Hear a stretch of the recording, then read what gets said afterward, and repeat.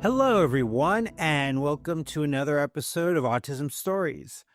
I'm your host, Doug Bletcher, the founder of Autism Personal Coach.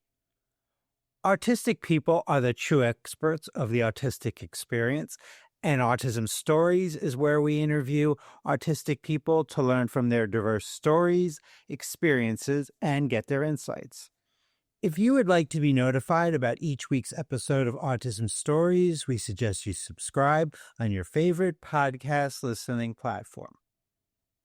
I wanted to speak to you about something that's weighing heavily on my mind, and that is the 2026 midterms on the horizon.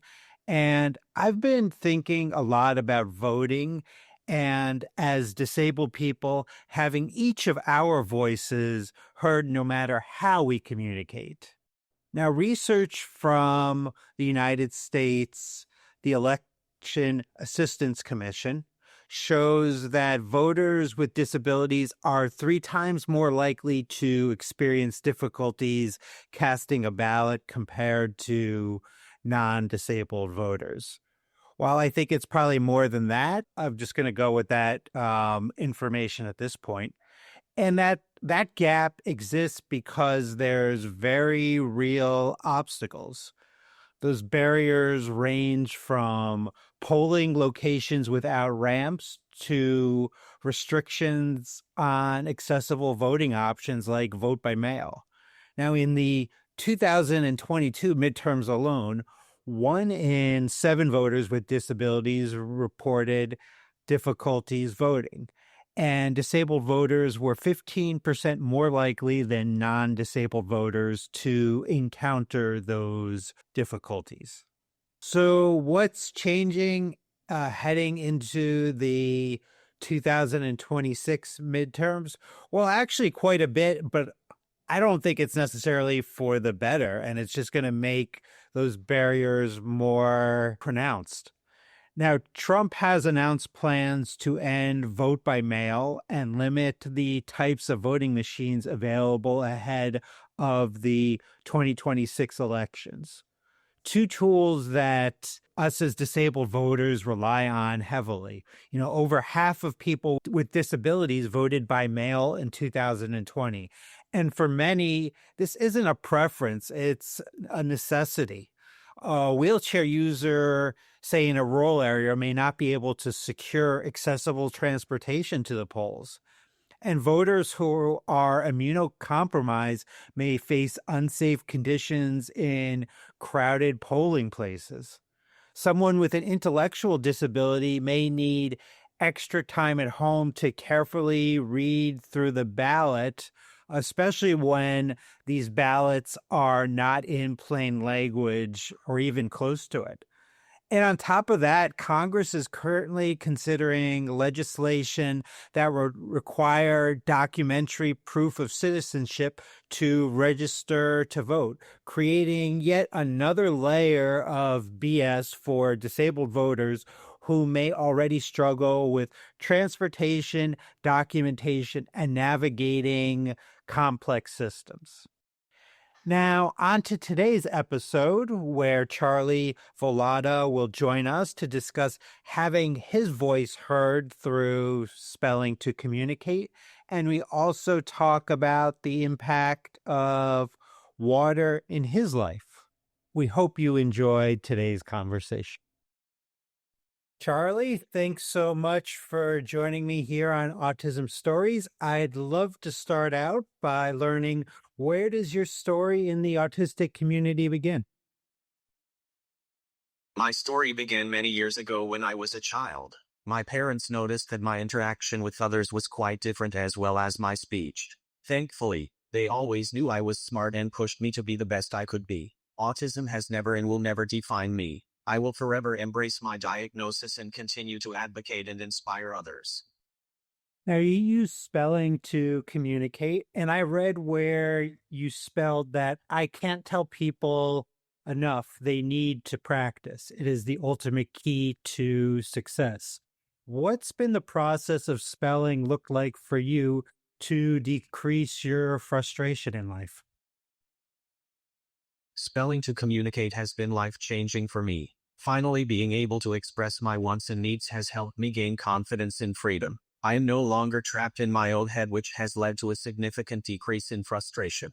It is extremely important that those who use spelling as communication to practice a lot. Trust the process and know it isn't easy. Now, being autistic, I know my communication can definitely change from environment to environment. As you spell to communicate, how do your sensory experiences factor in your ability to spell in one environment to the next? Luckily, my body is very regulated, therefore I don't have many issues spelling in different places. I've been exploring a lot lately about the power of water in my life. I mention this because I saw recently you were swimming at a Special Olympic swim meet. What have you observed about the impact of water in your life? Water allows for my body to feel free. It grounds me and also relaxes me. It is also very regulating. Being involved in sports has been one aspect of life that's allowed me to develop a sense of connection with others. I'm wondering whether it's a person or animal. What are some of the most important things in helping you to develop connection? The most important things in my life that have helped me build connections are sports, clubs, my spelling community, social activities, and working. Earlier this year, you gave a presentation at an event put on by Access Spelling to Communicate, our S2C stories. What were some of the important things you highlighted in your presentation? I was honored to be a part of this event. My main goal was to educate the audience on the importance of presuming competence in spelling to communicate. We need to spread the word about this life-changing communication method.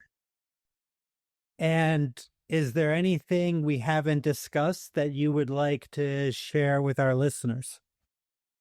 I would like you all to understand that I am a non-speaker and I spent many years in silence. Many people believed I had very low cognition. I was unable to prove my intelligence up until I was introduced to S2C at the age of 19. This opportunity to be on a podcast is truly a dream. I never thought it could be possible. Thank you. And, I appreciate that, Charlie, because I think the podcast platform can be a great place for non-speakers. And lastly, how can our listeners connect with you or learn about you beyond this conversation? You can follow me on Instagram at Charlie's Voice 1 and you can also find me on Facebook at Charlie Volotta. And I have found you at both places, and I'm thankful for that. So,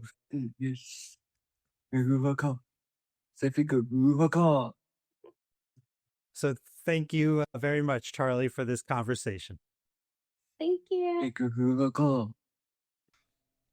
Thanks so much to Charlie for the conversation. To learn more about Charlie and spelling to communicate, please check out the link in the podcast description for this episode. We always love hearing from you and would especially love to hear from you after listening to this episode. What is the relationship you have with water in your life, and maybe how has that changed over time?